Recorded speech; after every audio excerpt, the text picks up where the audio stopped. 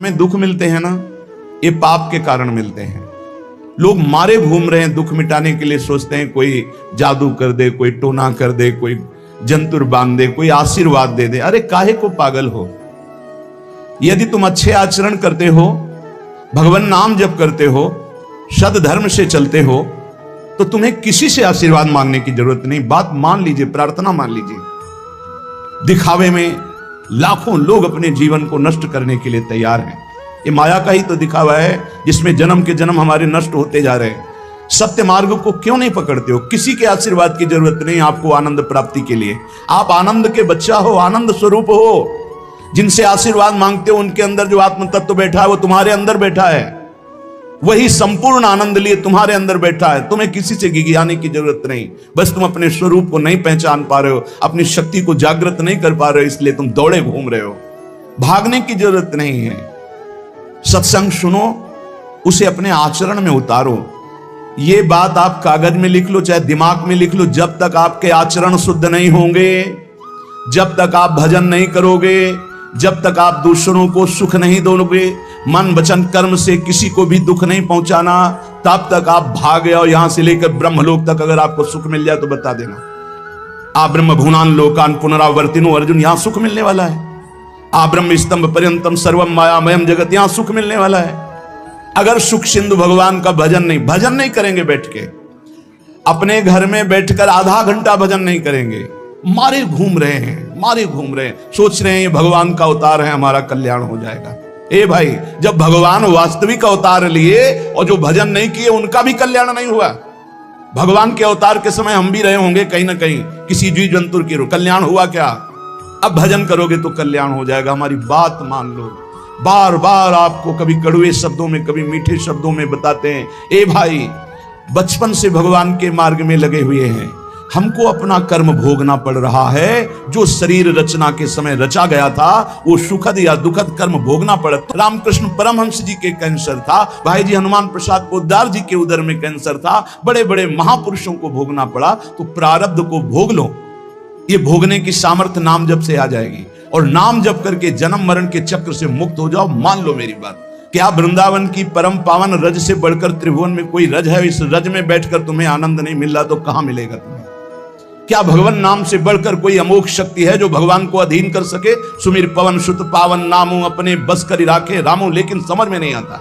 ये जीव सोचता है कोई तपस्वी, कोई सिद्ध से हमारे दुख दूर हो जाएं। नहीं, भगवान के वचन सुन लीजिए। दैवी हेषा गुणमयी मम माया दुरत्तया मामेव ये प्रपद्यन्ते माया में ताम तरन्ति ते। ये गुणमयी माया को पार करना बहुत कठिन है। एकमात्र उपाय है, मेरी शरण में आ जाओ। हरि शरणम श्री कृष्ण शरणम मम।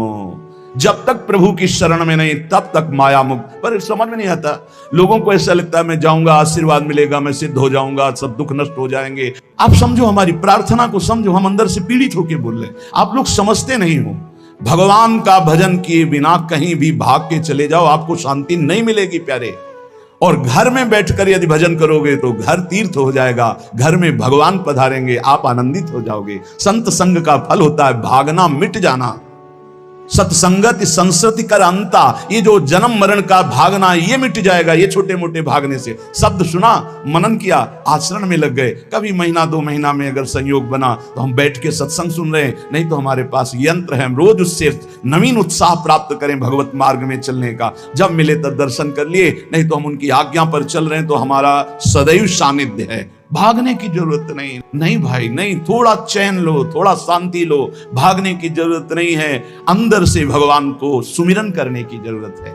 थोड़ा संयम में आओ। जिसको देखो मनमानी आचरण कर रहा है, सोचता है कोई संत महात्मा आशीर्वाद दे देंगे, तो तुम्हें संत महात्मा मिलेंगे ही नहीं। तुम करोगे पापाचरण तो संत महात्माओं का सानिध्य ही नहीं मिलेगा। पापवंत कर सहज स्वभाव, भजन मूर्ति भावन काऊ, जो पे दुष्ट हृदय सोई होई, मोरे सन्मुख आओ की सोई। अच्छे आचरण करो, घर बैठे महात्मा मिल जाएंगे। कोई आ जाएंगे ऐसे, तुम्हें कृतार्थ कर जाएंगे। कहीं तुम भेज दिए जाओगे जिनके वचन से तुम कृतार्थ हो जाओगे। हमारी प्रार्थना को मानिए। अपने इस अमूल्य मानव जीवन को कूड़ा करकट की तरह मत नष्ट कीजिए। श्रीपाद कह रहे, नेत्रे उत्पाटित सपदि स्त्री क्षणे लालसा चेत। यदि ये गंदी लालसाएं उत्पन्न हो रही हैं तो थोड़ा शासन में लाओ अपनी इंद्रियों को, छूट मत दो, बहुत जीवन व्यर्थ कर दिया इन इंद्रियों ने, अब सावधान हो जाओ। तुम स्वतंत्र सिंहवत जीवन व्यतीत करने के लिए मानव जीवन प्रकट किए भगवान ने तुम्हारा। तुम इंद्रियों के गुलाम होकर, मन के गुलाम होकर, भोगों के गुलाम होकर के जीने के लिए नहीं आए हो मनुष्य देह में। देवता तरसते हैं इस मानव देह के लिए। क्यों? क्योंकि साधन धाम मोक्ष कर द्वारा, इसे साधना करके हम जीवन मुक्त महापुरुष हो सकते हैं। लेकिन नहीं, बस कोई ऐसा कुछ कर दे जिससे हमारा पति बन जाए, कोई ऐसा कर दे कि हम स्वस्थ हों, खूब भोग भोगें, कोई ऐसा कर दे सारी झंझटें मिट जाएं। अरे औरों की तो बात जाने दो, भगवान जिनके घर में अवतरित हुए आप वहां दृष्टि डालिए। इतने बड़े भजनानंदी महात्मा वसुदेव और देवकी कंस कारागार में बंद किए हुए भगवान पधार रहे हैं, हथकड़ी बेड़ियों से जकड़े हुए। आप विचार कीजिए, भगवान के सिवा तुम्हें कोई बंधन मुक्त नहीं कर सकता। और सब तरंगे हैं, भगवान भगवान है, हमारी बात को समझ लो। भगवान भगवान है, भगवान के भाव में डूब करके सब भगवत स्वरूप हैं। तरंग में वायु विकार है, वायु विकार हटा तो समुद्र ही है, पर इतना भेद है कि समुद्र करोड़ों अनंत तरंगे प्रकट कर सकता है, लेकिन एक तरंग समुद्र नहीं प्रकट कर सकती। ऐसे ही जितने महापुरुष हैं, जितने सिद्ध महापुरुष हुए, भक्त हो चाहे ज्ञानी हो चाहे योगी हो, वो माया विकार को नष्ट करके ब्रह्म रूप में लीन हो गए, तो ब्रह्म स्वरूप वो भी हो गए। ब्रह्मविद ब्रह्म ही भवति। लेकिन ब्रह्म तो ब्रह्म है, जिसने एक संकल्प मात्र से अनंत सृष्टि का सृजन कर दिया, उसकी समानता करने वाला त्रिभुवन में कोई नहीं है।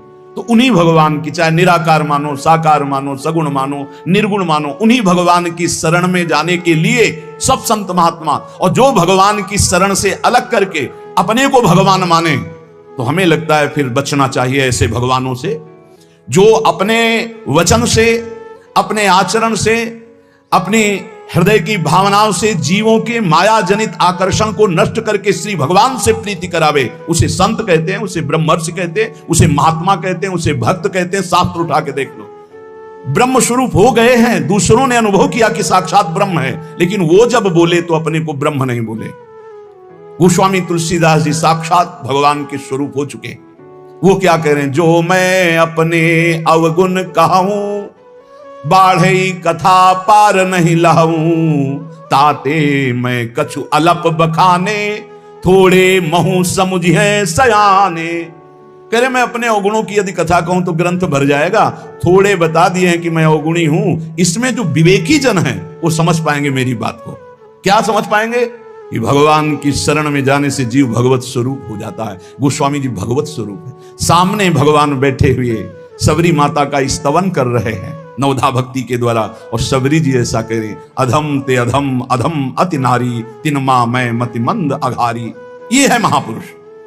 भगवान के चरणारविंद की नाम की लीला कथा की वृत्ति हृदय में जिनके संग से जागृत हो, वही सत्संग है। हम लोग बड़े बावरे हैं। अरे तरंग कभी समुद्र प्रकट कर सकती है? सब तरंगे हैं, वायु विकार हटा समुद्र हो गई, मुझे कोई इस पे संशय नहीं। बूंद अलग है तो बूंद है, और समुद्र में गिर गई तो समुद्र है, लेकिन बूंद समुद्र नहीं प्रकट कर सकती। ऐसी करोड़ों अनंत बूंदे समुद्र से, लहरों से ऐसे उठती रहती है। उनका नाम भगवान है, जिनसे अनंत महात्मा, अनंत ब्रह्म ऋषि, अनंत ब्रह्मांड सृजन, उन भगवान की शरण में जाने से इस माया से मुक्ति होती है। साहब समझ नहीं पा रहे। अरे जिनका नाम जप कर, जिनका चिंतन करके, जिनके आश्रय से जीव ब्रह्ममय हो जाता है, भगवत स्वरूप हो जाता है, वही तुम्हें करना है। यही सत्संग से प्राप्त होता है। अगर ये ना प्राप्त हो तो सत्संग नहीं है, वो कहीं ना कहीं घुमा करके हमको भटकाया जा रहा है। भगवान भगवान है, वही सबके हृदय में है। जो हृदयस्थ भगवान में तन्मय हो गया, उसमें और भगवान में अंतर नहीं, बिल्कुल मुझे संशय नहीं। पर भगवान भगवान है, इतना समझना पड़ेगा। उनके स्थान में कोई नहीं है, उनके समान कोई नहीं है, फिर उनसे बड़ा कौन हो सकता है? ये भोले भाले जीव समझते नहीं, भागे घूम रहे हैं। उन्हीं भगवान का नाम जप करो, चीख चीख के कहते हर प्रश्न का उत्तर नाम है। अगर नाम जप करके देखो तो प्रश्न ही नहीं रह जाएगा, सब समाधान हो जाएंगे। और भागे घूमे तो कभी प्रश्न की कभी शांति नहीं होगी, संशय पर संशय उठता चला जाएगा।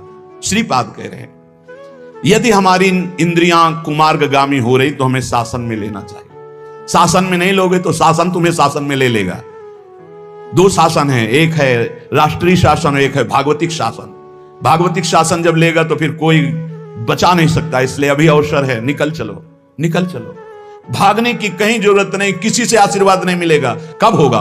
हम कह रहे राधा राधा जपो, अगर कल्याण ना हो जाए तो हमें बता देना। भगवान अर्जुन से क्या कह रहे हैं? सामने अर्जुन जी खड़े हैं, कह रहे हैं तुम मुझे तभी अनुभव कर पाओगे जब अनन्य चेता सततम यो माम स्मृति नित्य सा तस्याम सुलभा पार्थ।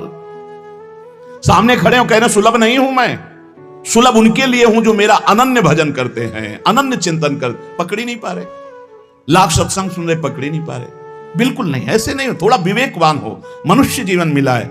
ऐसा नहीं कि कोई तुम्हें प्रलोभन दे दे तो हम तुम्हारे रोग नष्ट कर देंगे, हम तुम्हें सिद्ध कर देंगे, हम तुम्हें धनी बना देंगे। हम कहते हैं कि हो सकता है 1000 जाते हैं उनमें से 100 लोग ठीक हो गए हों।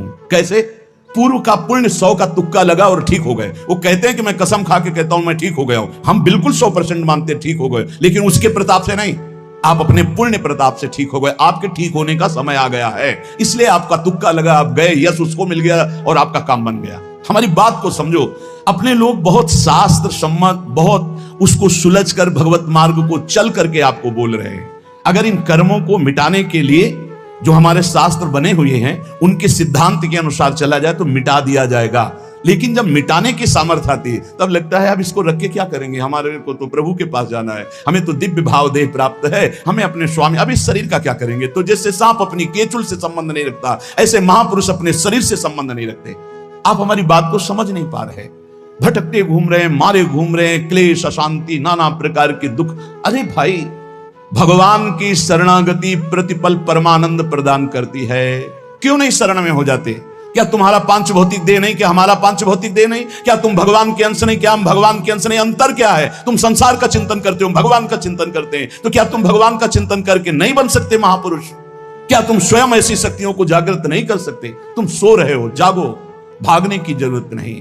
ये जो गलत इंद्रियां जा रही हैं, इन इंद्रियों को रोकिए, भगवान की तरफ लगाइए। नहीं लगाओगे तो कहीं भाग के चले जाओ, धोखा ही मिलेगा, तुम्हें शांति नहीं मिल सकती, तुम्हें विश्राम नहीं मिल सकता, तुम सुखी नहीं हो सकते। इन बातों को लिख लो और पूरे विश्व में घूम के चले आओ, चाहे जहां चले जाओ, कुछ नहीं होने वाला। मारे मारे केवल घूमते रहो, समय बर्बाद करते हो। वही समय एकांत में बैठकर राम कृष्ण हरि बोलो, राधा बोलो, अभी आनंद आ जाएगा। हम ये नहीं कहते कि तुम करोड़पति बन जाओगे, तुम्हारे सारे काम बन जाएंगे, लेकिन हम ये कहते हैं कि तुम्हारा हृदय शांत हो जाएगा, तुम्हारा भागम भाग मिट जाएगा, तुम एक गंभीर हो जाओगे, धैर्यवान हो जाओगे, तुम लड़ना सीख जाओगे दुखों से, तुम सुखों से भूल करके पापाचरण कर बैठे हो। दुखों में इतना तुम हो जाते हो कि अपने जीवन को भी नष्ट करने की सोच। ये सब भगवत विमुख जीव का लक्षण है। भगवत सन्मुख होने पर सुखों में दूसरों को बांटा जाता है और दुख में सहकर भगवान के नाम का स्मरण करते हुए उस दुख के समय को काटा जाता है। समझते नहीं। यदि तुम्हें वृंदावन में रह के पराई स्त्री को भोगने की इच्छा जागृत हो गई है, पराई स्त्री की तरफ काम दृष्टि से देखने की, आप पराय पुरुष शरीर की तरफ, तो कह रहे हैं कि अच्छा है, इससे अपने नेत्रों में पट्टी चढ़ा लो, मत देखो, ये नष्ट कर देंगे नेत्र तुम्हें। तो बाहर से कपड़े की पट्टी चढ़ाने की जरूरत नहीं है, नासाग्र दृष्टि रखो, इनको शासन में रखो। श्रीपाद करें नेत्रे उत्पाटयति सपदि।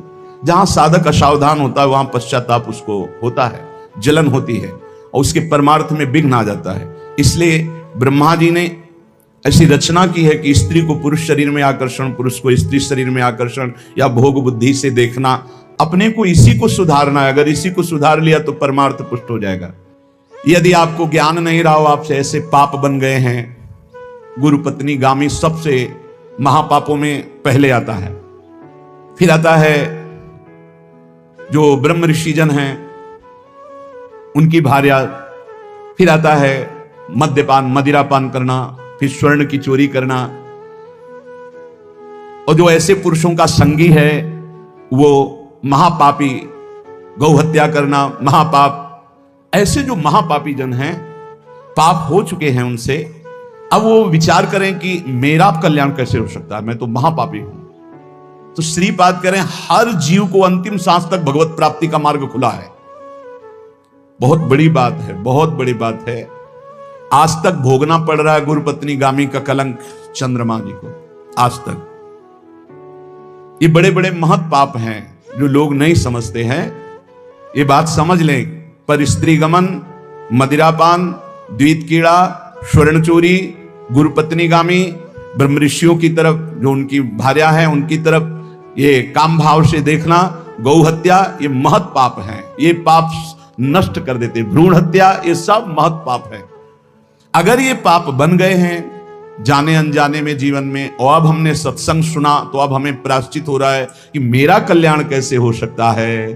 तो श्रीपाद कह रहे हैं एक बार हृदय से जलन पैदा करो कि मेरे से बहुत गलती हो गई, और श्रीधाम वृंदावन आ जाओ, वृंदावन की परिक्रमा करो, रज में लोटो, रसिकों का संग करो, ये नियम ले लो कि अब जीवन में कभी पाप नहीं करेंगे, और नाम जपना शुरू कर दो। तो कह रहे हैं निश्चय सुनिर्वाही महाधार्मिका, निश्चित वो धार्मिक हो जाएगा, उसके सारे पाप नष्ट हो जाएंगे और भगवत प्राप्ति कर लेगा इसी जन्म में। भगवत प्राप्ति आखिरी सांस तक हो सकती है। आखिरी सांस में बोला राधा राम कृष्ण हरि, बिल्कुल भगवत प्राप्ति हो जाएगी, विश्वास कर लो इस बात पे। इसलिए कोई भी कभी निराश ना हो कि मुझे भगवत प्राप्ति नहीं हो सकती, मेरा कल्याण नहीं हो सकता। इस श्लोक में श्रीपाद ने बताया यदि ऐसे महापाप किए हुए हो तो श्रीधाम वृंदावन आ जाओ। धाम है भगवान का, निज धाम है। जो बड़े बड़े तीर्थों के अवगाहन से पाप नष्ट नहीं होते, जो कि महापाप कहलाते हैं, वो धाम में रज में लौटने से, परिक्रमा करने से, नाम कीर्तन करने से, सत्संग सुनकर सतमार्ग में चलने से। कह रहे हैं निश्चय सुनिर्वाही महाधार्मिका, निश्चय उसके सारे पाप नष्ट हो जाएंगे और धार्मिक ही नहीं महाधार्मिक हो जाएगा। यदि ऐसा पुरुष है, ऊपर के श्लोक में जो बताया महापापी, अब कह रहे हैं अगर ऐसा पुरुष है कि कभी धर्म की चर्चा ही नहीं सुनी, जो सदैव अधर्म में ही ग्रस्त रहा है और इतना नीच है कि पापी लोग भी उसकी निंदा करते हैं। कुछ पाप ऐसे होते हैं जिनकी पापी लोग भी निंदा करते हैं। जैसे जेल कोई जाता है, हमें बताया गया है, तो उनमें कैदी लोग पूछते हैं क्या करके आया है, वो बताया गया कि भाई ये राष्ट्र रक्षा के लिए ऐसा ऐसा किया, पर अधिकार नहीं था, तो अनाधिकार चेष्टा में इसने अपने समाज की रक्षा के लिए ऐसे ऐसे किसी ऐसे उपद्रवी को मारा। तो हाथ मिलाते हैं उसको सम, ये काहे क्या है, बोले अपनी बेटी के साथ ऐसा गंदा आचरण कर। तो बोले वहां के कैदी भी गुस्सा होकर उस पर दृष्टि रखते हैं, उसे घृणित दृष्टि से देखते हैं। तो यहां कहने जो धर्म की वार्ता नहीं जानता, अधर्म से ग्रसित रहा है, और नीच पुरुष पापी लोग भी उस पर क्रोध दृष्टि से देखते हैं।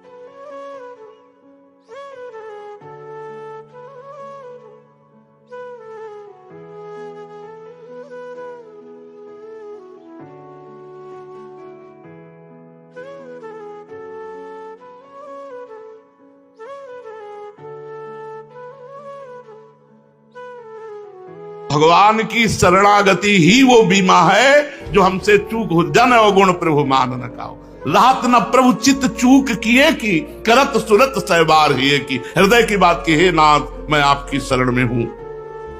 सर्वत्र सर्वथा सर्वदा के लिए तुम सुखी हो जाओगे। सर्वत्र सर्वथा सर्वदा के लिए सुखी हो जाओगे यदि ये बीमा हो गया। अभय कर देंगे भगवान, तुम्हें संपत्तिशाली कर देंगे। सच्ची बात, इसी जीवन की बात है। मांगे भीख नहीं मिलती थी, जैसे गोस्वामी जी कह रहे हैं ना, टुकड़ा हमने देखा है। काली देव में बैठे एक पूड़ी लिए, उसमें भी हींग जो दाल में पड़ी थी और होम्योपैथिक दवा। वैसे आकाश की तरफ देख करके एकदम आया कि भगवान यदि ये रोग दिया है, परिस्थिति दी है, ऐसी गरीब परिस्थिति में कैसे भगवान, कैसे? अब दवा भी खानी है, भोजन भी नहीं है। आप क्या समझते हैं? बीमा हो गया फटाक से, देर नहीं लगा। अपार करुणा उनकी बरस रही, बाहर और भीतर भी। ऐसा नहीं है कि केवल बाहर है चकाचक हो, भीतर भी चकाचक है। चकाचक ना हो तो किडनी फेल में बोल सकते हैं क्या? भीतर भी चकाचक आनंद दे रहे और बाहर भी आनंद दे रहे। ये बीमा हर साल जमा नहीं करना पड़ेगा। होता है क्या बीमा में हर साल जमा करना?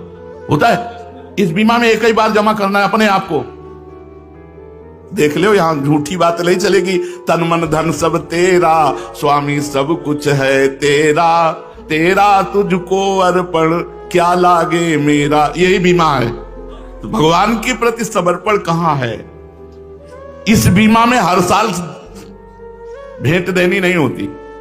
इस बीमा में जीवन की भेंट देनी है, एक बार देनी है। एक बार हृदय से शरणागत हो जाओ, बार बार चिंता मत करो कि मैं शरणागत हूं कि नहीं। एक बार हृदय से हो गया कि मैंने स्वीकार कर लिया मैं प्रियाजू की शरण में हूं, वह हो गया बीमा। अब वो फंड पे फंड बढ़ता रहेगा। बाबा आपको हर साल समर्पित नहीं करना। जो एक बार सच्चे हृदय से भगवान के चरणों की शरण में आ जाता है, भगवान उसी क्षण सदा के लिए कभी नष्ट ना होने वाले अखंड सुख को उसके नाम कर देते हैं, अखंड सुख को नाम कर देते हैं। इसलिए हम सब भगवान की प्रिया प्रीतम की शरण में हैं, ये विश्वास करो और खूब नाम जप करो। खूब कृपा है। अगर भजन हो रहा है तो इससे बड़ी कोई कृपा नहीं। हम धाम वास कर रहे हैं। हम हर समय याद करने के लिए अपने सामने लिखा है, ये श्री वृंदावन धाम है। वृंदावन धाम में हम वास कर रहे हैं। सोचो कहां हमारे भाग्य, कहां पैदा हुए और कहां वास कर रहे हैं। वृंदावन धाम, रोज का रोज भगवत प्राप्ति हो रही। वृंदावन वास आप खिलवाड़ समझ रहे हो? अरे बिना किशोरी जी की कृपा के वृंदावन वास हो ही नहीं सकता। जिनको वृंदा विपिन है कृपा तिनहि की होए, वृंदावन में तभी तो रहन पाइए सोए। अब इससे बड़ा भजन क्या होगा वृंदावन वासी? दूसरा, रोज नाम वाणी सुनना ना चाहो तो भी सुनने को मिलेगा। ये कृपा नहीं तो और क्या है? तो जब तक जीव भगवान का भजन करके भगवान को प्राप्त नहीं कर लेता, तब तक उसे स्वप्न में भी शांति नहीं मिलेगी। क्योंकि हमारे मन में, इंद्रियों में एक भ्रम बैठ गया है कि अशांति होती है कामना से और कामना की पूर्ति से शांति होती है। ऐसा भ्रम बैठ गया है। कामना अशांत करती है तो सबको पता है, विचलित कर देती है।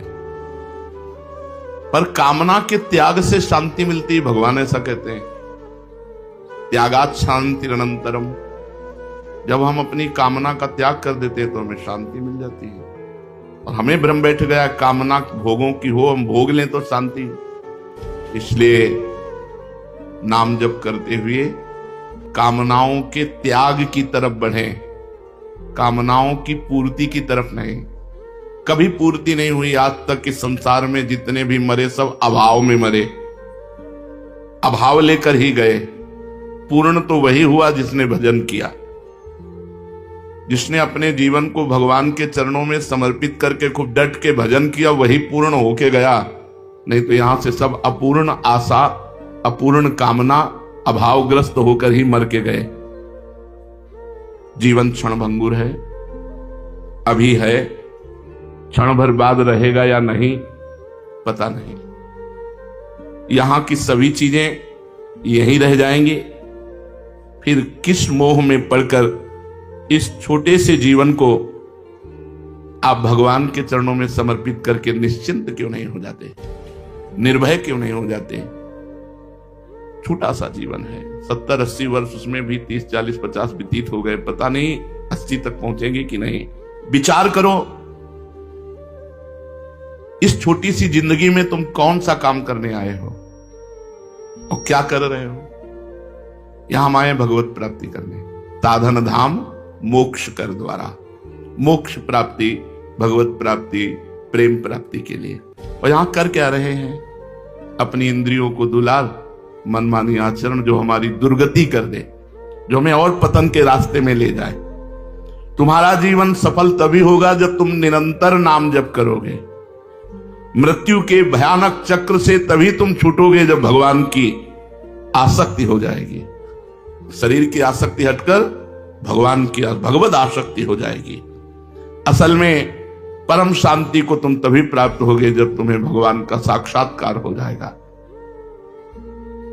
तुमने गर्भवास में भगवान से प्रतिज्ञा की थी, रो रो कर प्रभु से कहा था कि मुझे एक बार इस मां के गर्भ रूपी नरक से बाहर कर दो, मैं बाहर जाकर निरंतर तुम्हारा भजन करूंगा, दूसरा कोई उद्देश्य नहीं, केवल भजन करूंगा। लेकिन इस भगवती माया के प्रभाव से अपनी प्रतिज्ञा भूल गए और फिर फंस गए। ये माँ, ये पिता, ये अमुक, ये अमुक, ये अमुक कार्य, अमुक भोग, अमुक चिंतन। चेतो, सावधान हो, कहीं जीवन के ये दिन और रात व्यर्थ में न व्यतीत हो जाए। एक एक मिनट संभाल कर व्यतीत करो। राधा राधा राधा। अगर तुमने संभाल कर व्यतीत किया तो तुम्हें पछताना नहीं पड़ेगा, अगर संभाल कर व्यतीत नहीं किया तो तुम्हें पछताना पड़ेगा। मन पछतई है अवसर बीते। बाद में फिर क्या, जब मरने का समय आया, भयानक दुख घेर लिए, भगवान का विस्मरण, अब दुर्गति तुम्हारी पक्की। अब उस समय तुम्हारे को पछताने का भी टाइम नहीं मिलेगा। आज तक जो भूल हुई सो हुई, आज से संभाल लो। जितने जीवन के दिन बाकी हैं, दृढ़ संकल्प करो कि एक मिनट भी अब व्यर्थ नहीं जाने देंगे। हर मिनट में भगवान का भजन करेंगे, भजन में लगाकर अपने जीवन को सफल करेंगे। ऐसा अवसर बार बार मिलने वाला नहीं। परम लाभ को प्राप्त करने के लिए अपनी तरफ से भजन करो। अपनी तरफ का यहां इशारा है कि यदि हमें भगवान त्याग दे, बहुत तुम नीच हो, पापी हो, मैं तुम्हें स्वीकार नहीं करता। एक तो हमारे भगवान का स्वभाव ऐसा नहीं, वो जिस पर कृपा करते हैं वही निर्वाह करते हैं। अपने लोगों से तो बहुत बड़ी बड़ी गलतियां होती हैं। हम तो भगवान की कसम खाते हैं कि आज से ऐसा नहीं करेंगे। जिन भगवान का इतना प्यार दुलार है, उन्हीं की कसम खाकर सुबह खाते हैं, शाम के तोड़ देते हैं। वो इतने उदार है कि वो ये सब देख करके भी क्षमा करते हैं, नहीं तो अपराध पे अपराध ही अपने से होते हैं। शीघ्र चेतो, अपनी तरफ से भजन करो। अपनी तरफ का मतलब है, जैसे गोस्वामी जी एक पद में कह रहे हैं, जो तुम त्यागो राम, हो तो नहीं त्यागो, परिहरि पाए काहि अनुरागो। जो तुम त्यागो राम, हो तो नहीं त्यागो, परिहरि पाए काहि अनुरागो। सुखद सुप्रभु तुम सो जग माही, श्रवण नयन मन गोचर नाही। हो जड़ जीव, हो जड़ जीव ईस रघुराया, तुम मायापति हो बस माया। हो तो कुजाचक स्वामी सुदाता, हो कुपूत तुम हितु पितु माता। जो मैं कहूं को बूझत बातो, सो तुलसी बिनु मोल बिकातो। जो पे कहूं को बूझत बातो, तो तुलसी बिनु मोल बिका तो जो तुम त्यागो, राम हो तो नहीं त्यागो। हे प्रभु, यदि आप मुझे त्याग भी दे, एक तो स्वभाव नहीं हमारे प्रभु का, विमुख भये निमिषहु न अकृपा, जब चितये तब वैसे। इतने उदार शिरोमणि हैं कि हजारों अपराध बन जाएं, फिर जब प्रभु की तरफ देखो तो वैसे ही करुणा बरसाते मिलेंगे, कभी रोष नहीं करेंगे। विमुख भये निमिषहु न अकृपा, कभी अकृपा तो करना ही नहीं जानते प्रभु। जिन्होंने प्रभु से वैर किया, प्रभु को मारना चाहा, उनको मुनि दुर्लभ पद दिया, और हम उल्टा सीधा कैसा भी भजन कर रहे हैं, हम तो उनके लिए हैं ना, वो हमें त्याग देंगे। जिन्होंने प्रभु को गालियां दी, प्रभु को मारना चाहा, प्रभु से वैर किया, उनको मुनि दुर्लभ पद प्रदान किया, फिर जो प्रेम से भाव से जैसे भी बनता है वो प्रभु के लिए अपना जीवन दिए हैं, प्रभु उनको त्याग सकते हैं? कदापि नहीं। ऐसा हमारे प्रभु का स्वभाव ही नहीं है। पर गोस्वामी जी कह रहे हैं, अपनी तरफ से जो भजन करने की बात है वो ये गोस्वामी जी कह रहे हैं कि हे प्रभु, यदि आप मुझे त्याग भी दे मान लो, तो मैं आपको नहीं छोड़ने वाला। तो ये अपनी तरफ से भजन का मतलब ये है कि अगर प्रभु मुझे नीच समझकर त्याग देते हैं तो भी मैं प्रभु को छोड़ने वाला नहीं। सुनो राम जी, यदि आप मुझे त्याग दोगे तो मैं आपको छोड़ने वाला नहीं, क्योंकि आपके चरणों को छोड़कर मुझे कोई ऐसा दिखाई नहीं देता जिसका आश्रय ले। किसका आश्रय ले? यहां सब भयभीत हैं। ब्रह्मा भी काल चक्र के अंतर्गत है, ना कि काल चक्र से बाहर। उनकी भी 2 परार्ध की आयु है, जहां उस समय पूरा हुआ तो काल चक्र उनका सब ऐश्वर्य वैभव विलुप्त कर देता है। उनका भी अंत होता है, ब्रह्मा का भी अंत होता है। 2 परार्ध आयु है, उसके बाद बदल जाते हैं, ब्रह्मा भी बदल जाते हैं, शरीर भी पूरा हो जाता है। दिव्य शरीर है पर 2 परार्ध के बाद वो पूरा हो जाए। काल चक्र से ब्रह्मा भी नहीं तो किसकी शरण ले? फिर ये सब ब्रह्मा के बनाए हुए हैं। जब ब्रह्मा भी कालातीत नहीं है, वो भी 2 परार्ध आयु वाले हैं, तो यहां किसकी शरण ले? आप छोड़ भी दो मुझे तो मैं किसकी शरण लूं? गोस्वामी जी कह रहे। क्यों? क्योंकि आपके समान, ये हम भी हृदय से कह रहे हैं, अपने जन के अवगुण ना देखना और अवगुणों को गुण मान करके उसकी महिमा विख्यात करना, जहां दंड देना चाहिए वहां पुरस्कार दिलाना, यह हमारे स्वामी का स्वभाव है। अनुभव की बात कहते हैं, ये छाती की बात कहते हैं। हमारे प्रभु हरि का स्वभाव ऐसा है कि हमें पता है कि हमें दंड मिलना चाहिए, लेकिन वो पुरस्कार दे रहे हैं। हमें पता है कि हमें तिरस्कार मिलना चाहिए, वो नमस्कार दे रहे हैं, जगत से नमस्कार करा रहे हैं। हमारे आचरण तिरस्कार योग्य और वो नमस्कार करवा रहे हैं। पक्की बात कह रहा हूं। यंत्र में चढ़ा हुआ जो खिलौना है वो वैसे ही नाचता है जैसे वो नचाना चाहते हैं। तो माया के बसीभूत चराचर जीव नाच रहा है। माया ऐसी भगवान की बलवती है। यंत्रारूढ़ानी मम माया, भगवान कह रहे हैं। उस माया में नाचते हुए हमसे कौन सी गलती नहीं हुई और कौन सी गलती नहीं हो सकती। लेकिन स्वामी का स्वभाव, गलती करके आओ तो कहते शाबाश, आगे बढ़ो, और एक सीढ़ी आगे बढ़ा देते हैं, ऊंचे उठा देते हैं, जिससे वो गलती स्पर्श न कर पावे। अस स्वभाव कौन सुन्यो न देखो, जैसा प्रभु का स्वभाव। जन अवगुण प्रभु मान न काऊ, दीन बंधु अति मृदुल स्वभाव। बड़ा करुणा में स्वभाव प्रभु का है।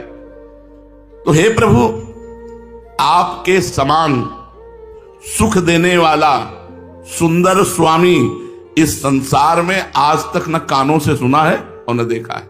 बिल्कुल ध्रुव सत्य बात। ऐसा स्वामी नहीं देखा। स्वामी है, उनकी अनुकूलता में बाधा पड़ी कि निकाल दिया, अनुकूलता में बाधा पड़ी कि प्यार भंग हो गया। लेकिन ऐसे स्वामी कि प्रतिकूलता पे प्रतिकूलता करता जाए और वो उसके अनुकूल होते चले जाएं, ऐसा स्वामी तो केवल प्रभु है, दूसरा कोई नहीं। प्रभु के प्रतिकूल, प्रभु त्याग दें ऐसे आचरण करने वाले, और प्रभु दुलार पे दुलार करते चले जाए। ये हम कथा नहीं कह रहे, हम हृदय की बात कह रहे। ऐसे हमारे स्वामी हैं, क्योंकि हम अपने हृदय की बात जानते हैं, आप अपने हृदय की बात जानते हैं। देख लो किस कोटि के हैं हम, कहां प्रभु, कहां सुकुमारी अलवेली सी किशोरी जू, और कहां हम। तो जब इस पर देखते हैं तो कहीं कोई गुंजाइश नहीं है, पर उनकी कृपा। तो आपके समान सुख देने वाला सुंदर स्वामी इस संसार में आज तक न कानों से सुना है, न देखा है, न मन में कभी अनुमान हुआ है। श्रवण नयन मन गोचर नहीं, आज तक न देखा है, न सुना है, और न मन में आया है कि वो स्वामी ऐसा है। हे रघुनाथ जी, क्षमा करना, मैं जड़ जीव हूं और आप ईश्वर हैं।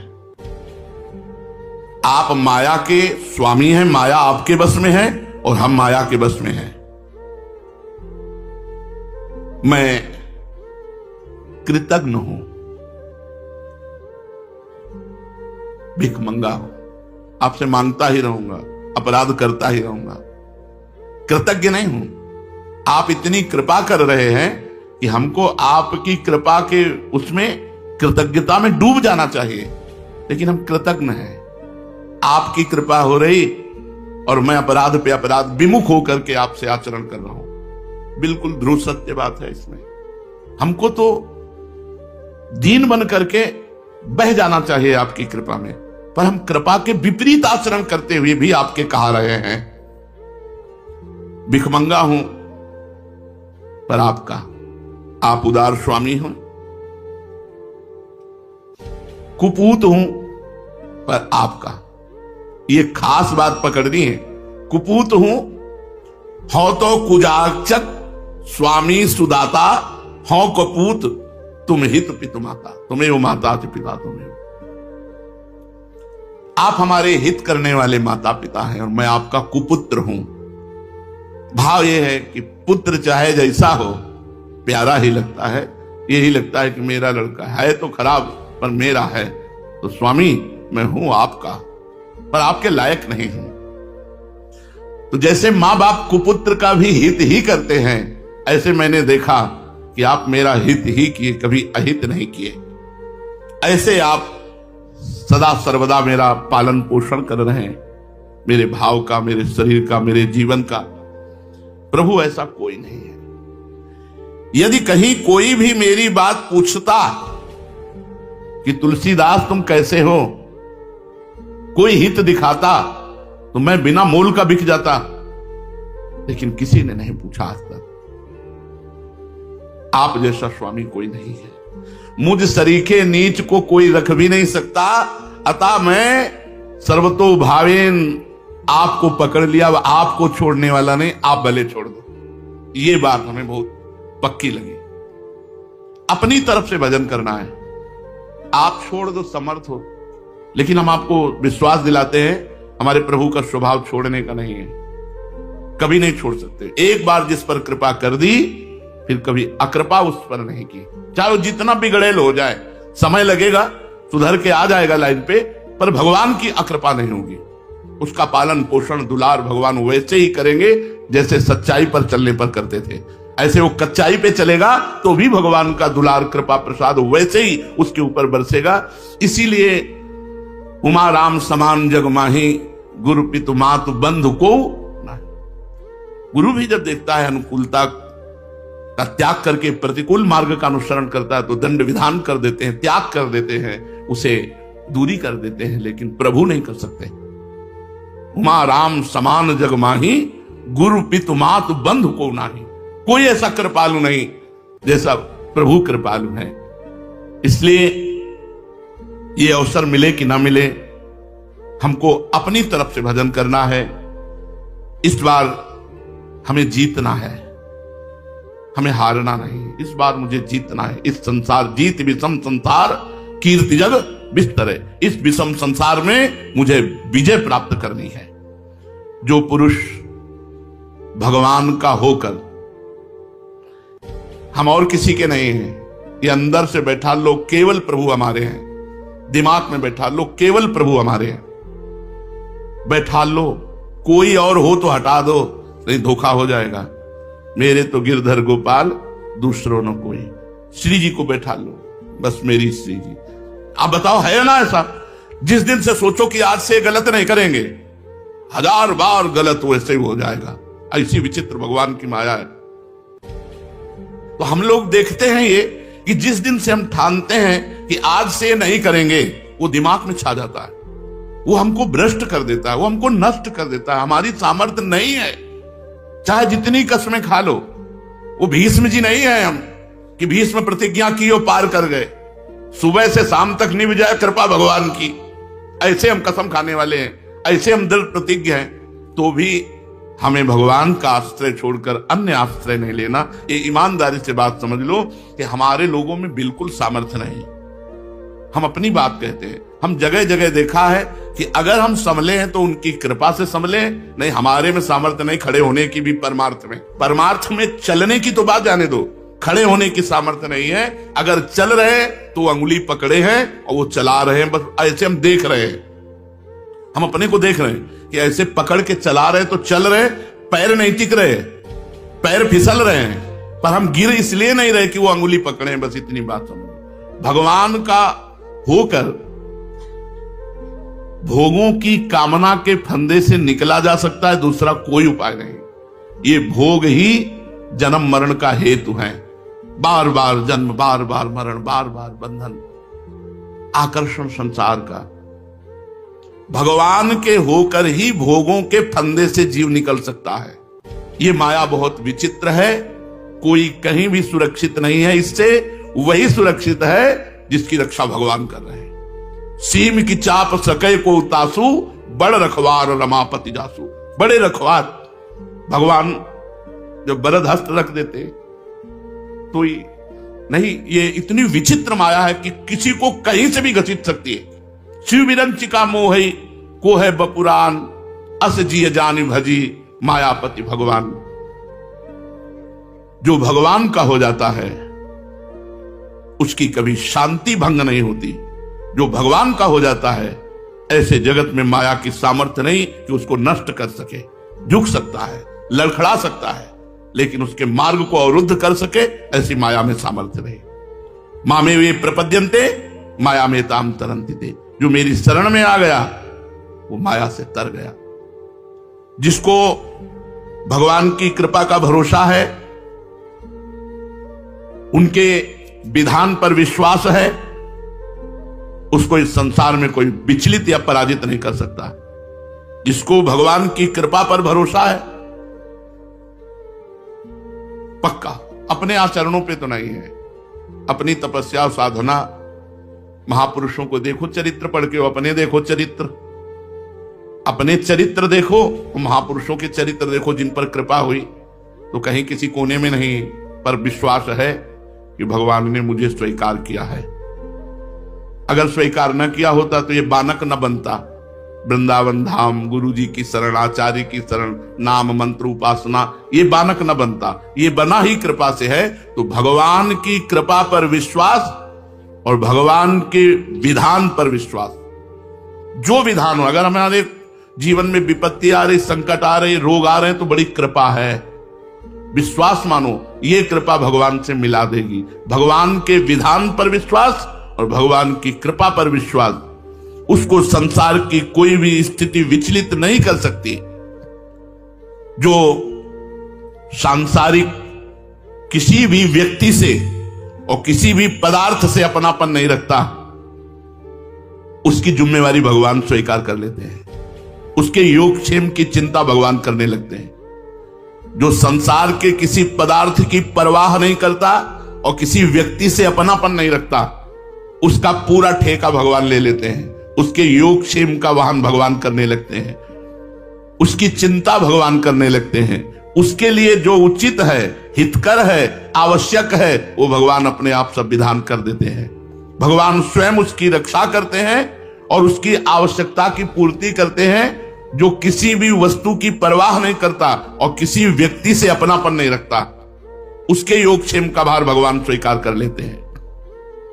तुम्हारी आवश्यकता का पता भगवान को है, ठीक समय पर उचित निर्णय हो जाएगा। तुम्हारी आवश्यकता का पता भगवान को है, किसी से कहो मत, ठीक समय पर पूर्ण हो जाएगी, ये शब्द नहीं कह रहे, उचित निर्णय हो जाएगा। वो पूर्ण नहीं होनी है तो नहीं पूर्ण होगी। आवश्यकता तुम्हारी कामना है, अगर वास्तविक आवश्यकता है तो अपने आप पूर्ण हो जाएगी, आपको चिंता करने की जरूरत नहीं। जिसके योगक्षेम का भार भगवान उठा लेते हैं, पहली बात, उसकी कभी हानि होती नहीं, ना आचरण से, न संपत्ति से, न जगत की किसी भी क्षेत्र से उसकी हानि नहीं हो सकती। लाभ ही लाभ रहेगा। जो भगवान की शरण में हो गया और जिसका योगक्षेम भगवान वहन कर रहे हैं, उसका लाभ ही लाभ होगा। किसी भी क्षेत्र में हो, लाभ ही लाभ होगा। सबसे बड़ा लाभ भगवान का चिंतन निरंतर होगा। भगवान का चिंतन निरंतर हो रहा है तो कोई विपत्ति, कोई दुख, कोई नाना प्रकार की जो विघ्न बाधाएं हैं वो उसको छू नहीं सकती। हरि स्मृति सर्व विपद विमोक्षण। सर्व, सब प्रकार के संकट, सब प्रकार के भय, सब प्रकार के दुखों का नाश उसके हो जाता है जो हर समय भगवान का मधुर मधुर चिंतन करता रहता है। अब कोई प्रश्न कर सकता है कि मैं भगवान की शरण में भजन करता हूं, मेरी तो हानि हो गई। वो हानि ही नहीं है। नाशवान का नाश होगा, अविनाशी का नहीं। और वो हानि लाभ देने वाली होगी। सबने छोड़ दिया, सब सुविधा लुट गई, कोई हमारा नहीं, बढ़िया लाभ हो गया। अब भगवान के सिवा हमारा कोई नहीं। वही हमारा भरण पोषण करेंगे, वही हमारी जिम्मेवारी स्वीकार करेंगे, वही हमारी आवश्यकता को दे। इससे बढ़िया लाभ क्या? ये तो परम लाभ हो गया। अब हमारी हानि हो ही नहीं सकती। हानि होने पर भी हानि नहीं हो सकती। वो हानि लाभ दे के जाएगी जो भगवान की शरण में हो। अगर भगवान की शरण में नहीं तो लाभ शब्द से संबंध है नहीं, हानि ही हानि है। जैसे एकांतिक में एक से बताया कि आप इतनी बड़े पद में हैं, इतनी बड़ी डिग्री लिए हैं, लेकिन जब मरेंगे तो अगले जन्म में फिर का पढ़ना पड़ेगा। ये डिग्री नहीं आपको याद रहेगी, ये पद नहीं मिलेगा, फिर ककारा से शुरू करना पड़ेगा। और यदि इस जन्म में 100 बार राधा राधा कहा तो अगले जन्म में 101 से शुरू होगा, 99 से नहीं। इसलिए अत्यंत आवश्यक है भगवान का नाम, भगवान की शरणागति। जिसकी दृष्टि बहुत छोटी होती है वो भगवान की कृपा को सीमा में बांधता है। अगर भगवान की कृपा होती तो हमारा एक काम बन जाता, भगवान की कृपा होती तो ये आदमी हमको गाली क्यों देता, भगवान की कृपा होती तो हमारे शरीर में रोग क्यों होता, भगवान की कृपा होती तो हमें ये लाभ मिल जाता। ये छोटी बुद्धि की बात है। भगवान की कृपा को किसी बात में बांधो मत। असाध्य रोग होना भी भगवान की कृपा है, ये हमने संतों से सुना। भगवान की कृपा से सबका संबंध छूट जाना, ये भगवान की कृपा से सब वस्तुओं से राग मिट जाना या सब वस्तुओं का नष्ट हो जाना बड़ी कृपा का स्वरूप है। हम लोग कृपा को अनुकूलता से तौलते हैं। आपको सही कहते हैं, सच्ची शरणागति प्रतिकूलता में ही होती। जब कुछ अपना नहीं होता, कोई अपना नहीं होता और वो फुटपाथ में खड़ा होता है तब आकाश की तरफ देखता है। और सच्ची शरणागति तभी होती है कि त्राहिमाम, अब आपके सिवा कोई नहीं, तो बस उसी दिन से गेम बदल जाता है। सब कर्म विधान भस्म करके नए भाग्य की रचना भगवान कर देते हैं। जिस दिन से शरणागति होती है उस दिन से भाग्य काम नहीं करता, भगवान का विधान काम करता है। बस शरणागति होती ही प्रतिकूलता में है। अनुकूलता में किसी बिरले की शरणागति हुई हो, बहुत विवेकवान जो हो, नहीं तो होती ही प्रतिकूलता में है। जब सब तरह से प्रतिकूलता घेर लेती है तो शुद्ध शरणागति का प्रादुर्भाव होता है। जो शरणागत होता है वो भविष्य की चिंता नहीं करता। भविष्य में क्या होगा, भविष्य की चिंता अल्पज्ञता है। भविष्य तो हमारे भगवान के हाथ में है। वर्तमान में भगवान का हम चिंतन करते हैं और भविष्य के लिए निश्चिंत होकर सोते हैं। काहू के बल भजन को काहू के आचार, व्यास भरोसे कुंवरी के सोवत पांव पसार। वर्तमान में जब जागे तो प्रिया भजे, नहीं तो सोवे पांव पसार। संतों ने कहा जब जागे तो प्रिया भजे, जितनी देर हमें चेतना है तो राधा राधा राधा। सो भविष्य हमारा उज्जवल है क्योंकि भगवान की हम शरण में हैं। भगवान में यथार्थ विश्वास हो जाए तो मानो जैसे बीमा नहीं हो जाता, तुम्हारी गाड़ी नष्ट हुई तो तुम्हें पूरा पैसा मिलेगा, गाड़ी का बीमा हो जाता ना, तुम्हारा बीमा हो गया। भगवान की शरणागति तुम्हारा बीमा हो गया। अगर तुम गिरते भी हो ना, बीमा में क्या होता है, बोले तुम्हारी गाड़ी का बीमा हुआ और गाड़ी नष्ट हो गई तो पैसा मिलेगा ना। यहां आग लगी थी, बीमा अगर है तो आपको पैसा, लैपटॉप जल गया तो आपको लैपटॉप मिलेगा कि नहीं मिलेगा, आपकी गाड़ी जल गई तो गाड़ी का पैसा मिलेगा कि नहीं मिलेगा। ऐसे आप भ्रष्ट हो गए तो भगवत प्राप्ति आपको होगी, क्योंकि आपका बीमा हो गया है। शरणागति का मतलब है बीमा हो जाना। ये बड़े मौज की बात है। अगर आप पथ से भ्रष्ट भी हो जाते हैं, भगवत विमुख आचरण भी बन जाते हैं, तो आपका बीमा है, आपको भगवत प्राप्ति होगी। भगवान का आसरा, भगवान का भरोसा, जो भगवान में यथार्थ विश्वास करता है, भगवान की शरण में होता है, उसका बीमा हो जाता है। ये बीमा कंपनियां तो जांच करके फेल भी कर सकती है, कोई बहाना लगा करके कि भाई प्रमाण सही नहीं मिल रहे हैं इसलिए हम पैसा नहीं दे पाएंगे। पर भगवान का बीमा पूर्ण है, वहां जांच नहीं होती, फंड पे फंड जुड़ता रहता है और वो अपार संपत्तिशाली बन जाता है, जिसका भगवान के यहां से बीमा है। मेरा शरीर भगवान को अर्पित है, मेरा जीवन भगवान को अर्पित है, मैं केवल भगवान से लूंगा, भगवान में तो कह रहे फंड पे फंड जुड़ता चला जाता है और अपार संपत्तिशाली बन जाता है।